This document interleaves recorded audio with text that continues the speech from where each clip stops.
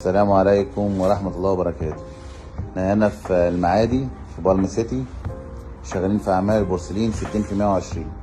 عارفين طبعا البورسلين بيركب بكذا طريقة. الطريقة الأولانية اللي هي المونة والمادة. طبعا لما البلاط بيكبر معانا بالكميات فيستحسن ان احنا نمحر الأرضيات. بس هنا في الموقع ده اشتغلنا رملة ومونة، والطريقه اللي شغالين فيها في 60 120 بس، ما ينفعش في البلاط الاكبر من كده.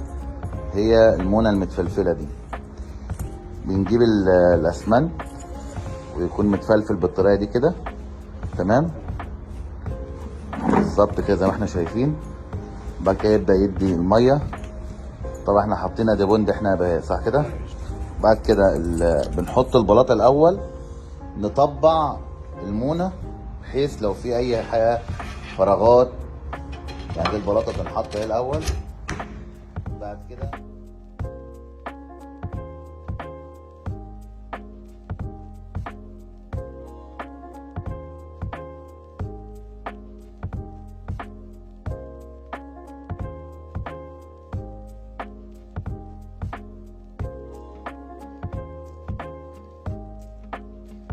بعد ما طبقنا البلاطه هنشيلها، هنبص بقى مكان الفراغات دي، بيبدا يحط هو يحشي فيها مونه من اول وجديد، تمام.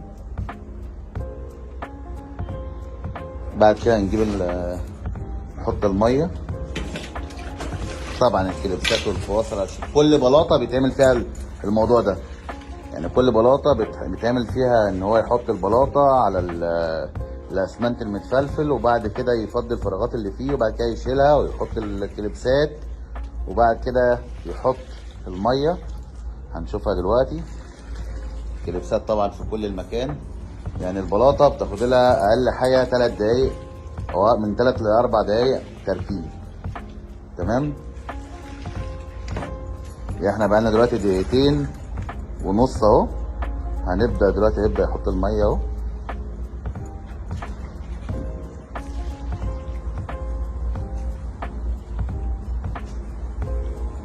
ويبدا يشرح.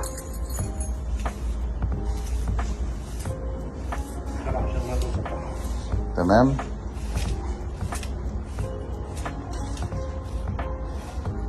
بعد كده وريني كده البلاطه اصلا كانت محطوط عليها الماده، تمام. وطبعا السهم بتاع البلاطه الشغل بتاعنا هيحط البلاطه اهو، الميه والماده على البلاطه. حط يا باشا البلاطه.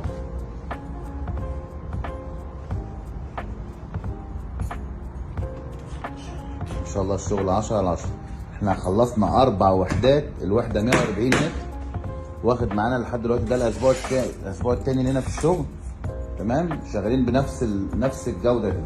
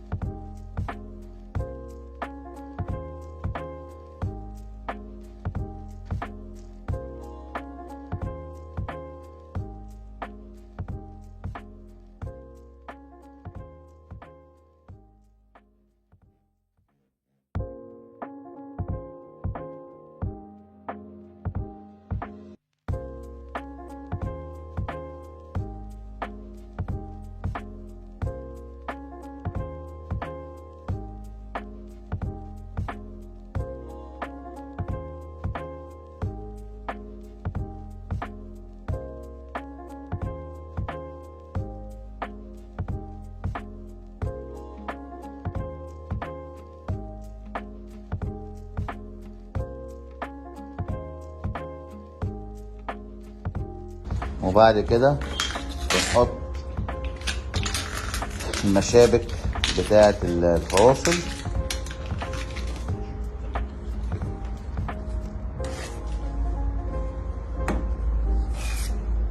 5 دقايق بالظبط. يعني البلاط ده واخد تركيب 5 دقايق. في كل البلاط ده كده شغالين بنفس المنظر. بعد كده يستلم هو الميزان بتاع البلاط. الله ينور يا معلم، ما شاء الله.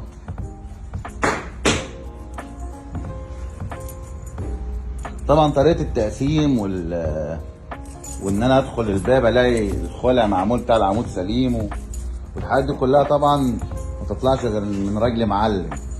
الله ينور يا بوب.